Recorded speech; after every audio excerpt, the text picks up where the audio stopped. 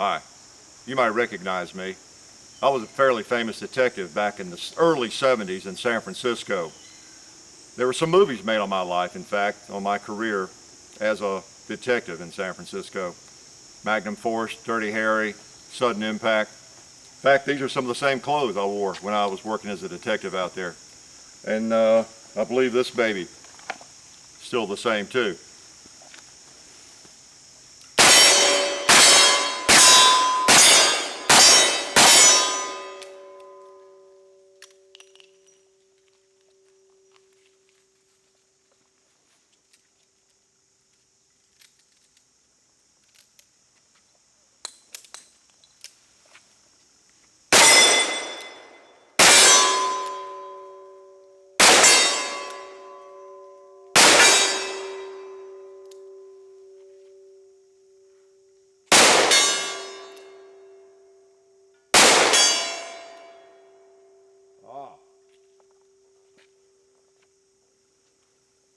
I know what you're thinking. Did he fire 5 or did he fire 6?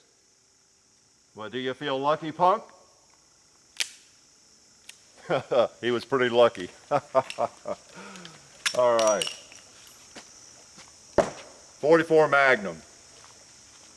Model 29 vintage. It doesn't get much better than that if you like guns, if you like Dirty Harry. I wanted to bring this baby to you one more time and give you a little bit of the history of it, feature it in fact. I know this gun has been fired in a few videos, but this is a very, very special piece. So let's have at it. If you don't mind, I think I'll take off my Dirty Harry coat because it's pretty warm.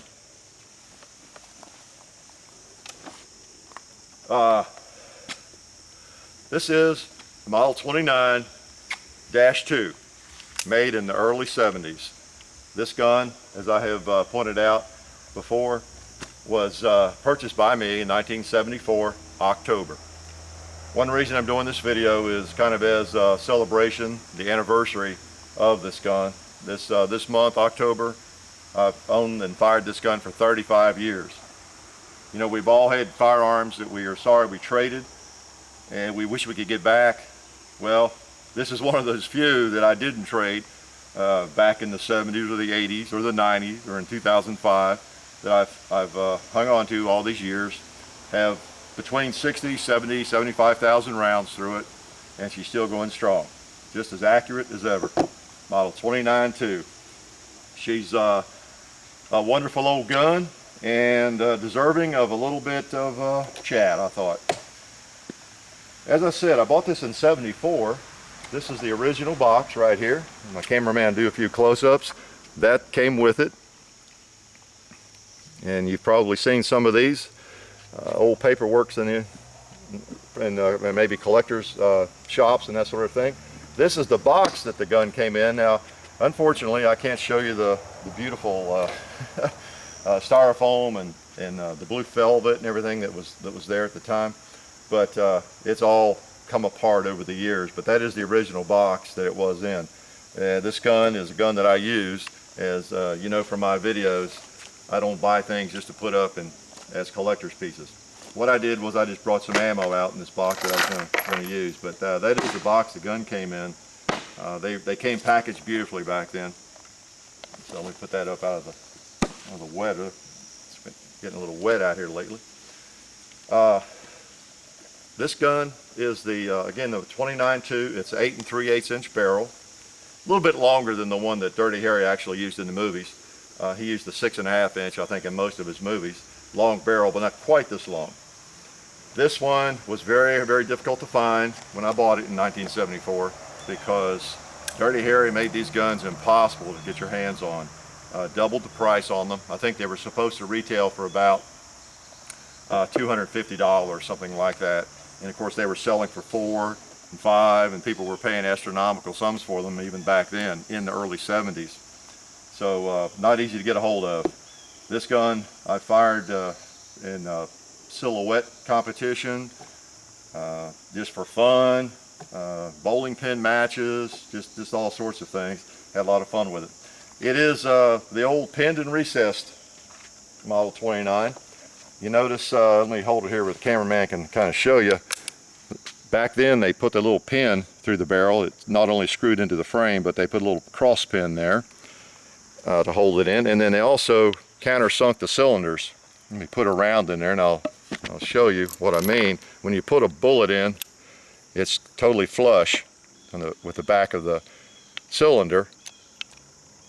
And that's something they quit doing in 1982. Let me show you the difference. This is a newer 29. I covered up my ammo here. This one is not countersunk. You can see the rim is outside there, so not flush with the face of the cylinder. All right, not a big deal. It was kind of a cost-saving measure that Smith & Wesson went through there. They needed to cut costs. I think they changed ownership about that time, and it was just some of the things they did. As you know, if you like old Smith & Wessons or new Smith & Wessons, they've gone through a lot of changes throughout the years. You can tell by the dash, whether it's a 29-1, -2, -3, -4, whatever, and you look at the guide, it'll tell you what that gun has on it. You know, if someone tells you they've got a model 66-7 or -6, you can look it up and you can determine whether it has a key lock or whether the firing pin is on the hammer like this one or it's on the frame. So that's kind of the system they use. The 29-2, as I understand, was manufactured from about 1960 until 1981 or 82. So for about 20 years, this was the format for the Smith & Wesson and the Model 2944 Magnum. All right, beautiful old gun. Now, in keeping with the history, I thought I would show you a little of the history literally. This is the holster I bought when I bought the gun. It's an old Bianchi, and I have the date on the back of that, 1074. You know, it was not easy to find a holster exactly the right length for this gun, but I found the Bianchi, and it slips right in there. It's a suede lined holster. Still works beautifully. It's the same age as the gun. Okay. Snap, thumb snap. Now, if you notice this picture that the cameraman's showing you there, that is an old photograph someone took of me in a silhouette match in the mid-1970s. That's probably around 75. Shortly after I bought this gun, and I was shooting in a match there, believe it or not, and you can see the same holster on my belt. That is this holster, and of course that gun is this gun. Now, I'm not sure who the thin guy is holding it, but the same outfit. All right, same outfit, same gun. So kind of neat to have a little record of that gun being used back in the mid-70s, and I still shoot it today. Still shoot it. Perfectly balanced, feels great in the hand. It does have the target, the wide hammer spur on it. You notice that, and it has the wide trigger. That was something they put on, I think, most of these guns in the 29-2 series. So another thing that kind of makes it, I guess you could say it makes it special. I don't know. It never did bother me. This is not a gun that somebody's going to really carry other than Dirty Harry.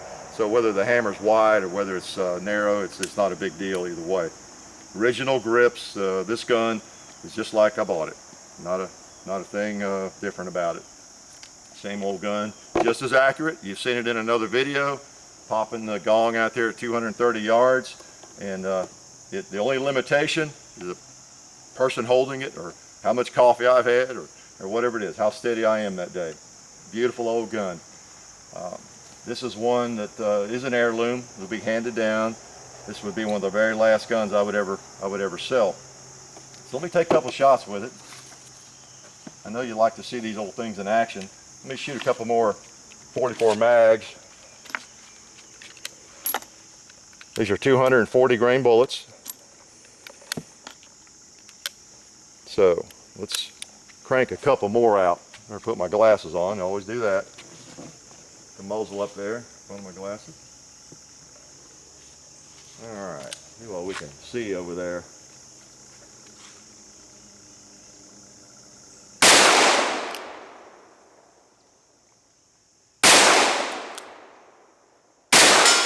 There we go, finally.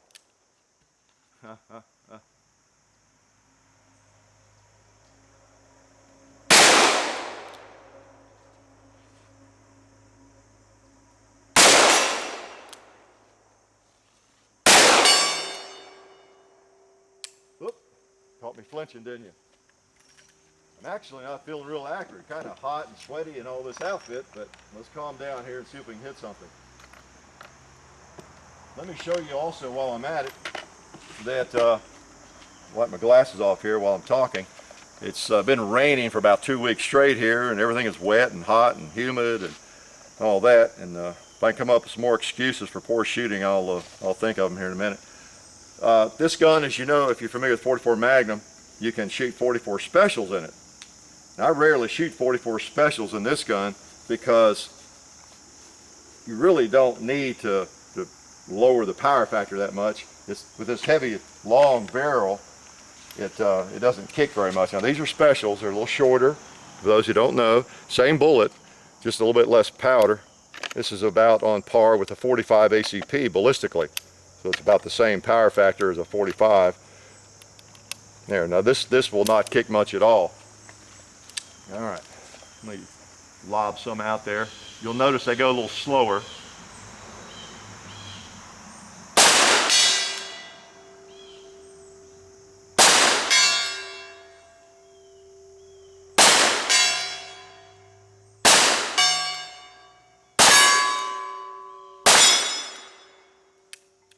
They take longer to get there because they're just not moving as fast. 44 special. Also, 44 specials make it more fun. If you have a shorter barrel 44 Magnum, you probably already know this, so I'm not telling you anything. But as far as shooting double action, a lot easier.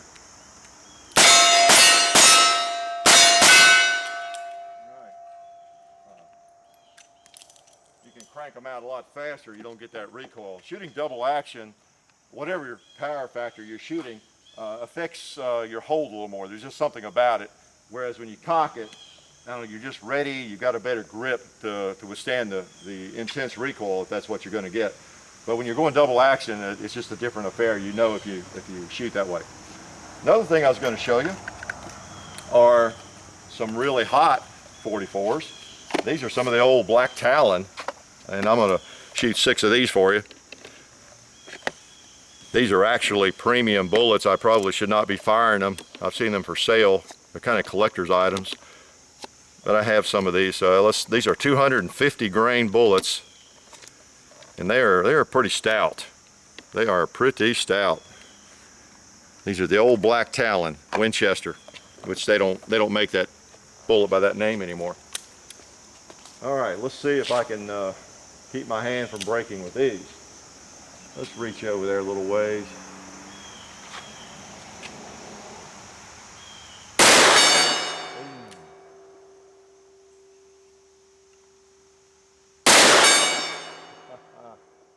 Let's knock over some animals maybe. Alright.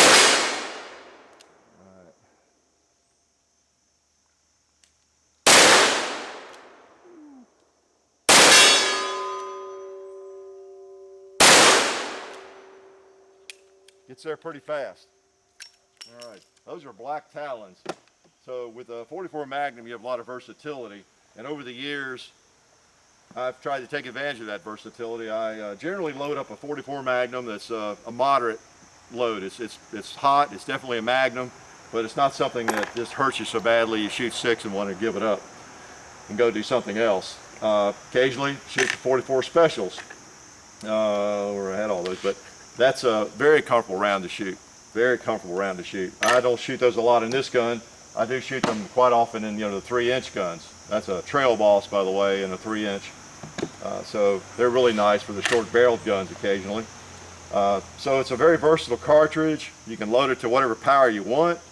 They hold up really well. Now they have beefed them up in recent years. Through the ages and through the various dash models, they've beefed up various parts of them, because some people who shoot silhouettes in a serious way with really hot rounds, just year after year after year, they can batter these old guns, any gun, to death. So it just depends what you do with it. But I've shot moderate Magnum rounds for 35 years in it, and it's still going strong. All right. So I want to give you a little history. Usually I wear this holster. This is one I just had to have back in the 70s, and picked it up somewhere. Don't use it, of course, unless I'm doing a silly video. But this is the holster I normally put on. Put this gun in it and just put it on my belt and go prowling through the woods, plinking at stumps. So it's the same package that I bought in 1974. Just a nice old gun, feels good. I have large hands, so you can imagine how that fits me. A lot of people change out the grips, but those stock grips just feel really good to me. And I don't know how that guy got so thin in that picture, but he's got my same gun and he's got my same holster, and hopefully he's going to hit something with it. That was out at Owl Hollow shooting range south of Franklin, Tennessee. Old guy named Charlie Hafner owned that property. He's passed away now. He's a prince of a fella, and he would let us shoot silhouettes back there, shot black powder back there, muzzle loading matches and everything else right out the back door of his house. And he was a competitor up at Friendship. I think he won national championships up there at least once, maybe several times. But those were fun times. So anyway, 44 Magnum, Model 29, an old blue gun, and doesn't get a lot better than those. And I'll sign off for now. Dirty Hickok.